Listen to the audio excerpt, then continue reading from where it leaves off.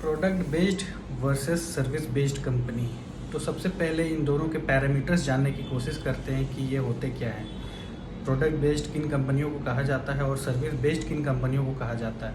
तो product based का मैं एग्जांपल लेता हूँ, जैसे माइक्रोसॉफ्ट प्रोडक्ट बेस्ड कंपनी है। क्योंकि माइक्रोसॉफ्ट के पास खुद के ऑपरेटिंग सिस्टम्स है, उसके पास क्लाउड, अपना खुद का क्लाउड है, एज्योर है, खुद का सर्वर है और ऑफिस 365 है। तो ये सारे चीज़ हैं उनके प्रोडक्ट्स।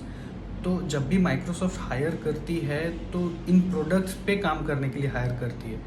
तो उसमें क्या होता है कि उनके अपने खुद के प्रोडक्ट्स हैं, कोई क्लाइंट नहीं है, तो उसमें कोई डेडलाइन नहीं होता है कि हाँ इतने टाइम पे डिलीवर करना है कोई भी चीज़। तो उनको डिलीवर वाला सिस्टम उनके पास नहीं है।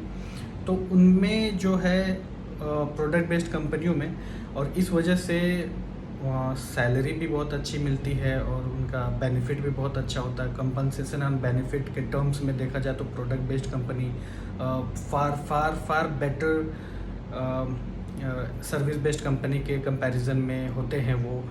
तो ये सारे पैरामीटर्स हैं जो प्रोडक्ट कंपनी को हमेशा सर्विस बेस्ड कंपनी से अच्छा बनाता है। अब सर्विस बेस्ड कंपनी में क्या पैरामीटर्स है? सर्विस बेस्ड कंपनी का पैरामीटर्स ये है कि सर्विस बेस्ड कंपनी के क्लाइंट्स होते हैं, वो प्रोजेक्ट्स लेते हैं अपने दूसरे क्लाइंट से और उस प्रोजेक्ट पे काम करना पड़ता है। तो उनके सर पे क्लाइंट बैठा रहता है कि भैया हमें इतने टाइम में, इतने टाइम ड्यूरेशन में हमें वो डिलीवरी चाहिए, तुम हमें डिलीवर करके दो वो काम।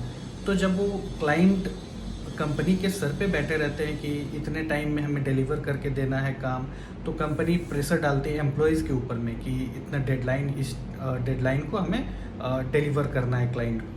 तो उसमें हमेशा SLAs होते हैं, सर्विस लेवल एग्रीमेंट की। इस SLAs के दौरान हमें वो क्लाइंट को डिलीवर करना है। तो इसमें बहुत सारे चीज़ होते हैं जो जैसे एस्केलेशंस वगैरह भी होता है। अगर किसी वजह से कोई भी चीज़ ख़राब हो गया, किसी गलत काम कर दिया, तो उसमें एस्केलेशंस होते हैं। वो क्लाइंट कंप्लेन कर देता है तो उसमें दिक्कत आती है।